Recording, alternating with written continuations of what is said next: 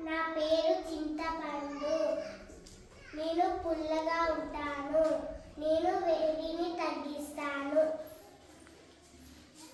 నా పేరు బెల్లం. నేను తీయగా ఉంటాను. నేను వాతాన్ని హరిస్తాను.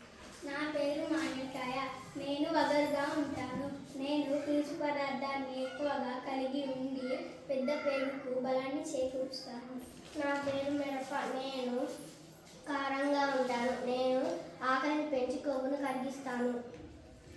నా పేరు ఉప్పు. నేను మంచి జీర్ణకారిని. నా పేరు వేప పువ్వు. నేను చేదుగా ఉంటాను. నేను రక్తాన్ని శుద్ధి చేస్తాను.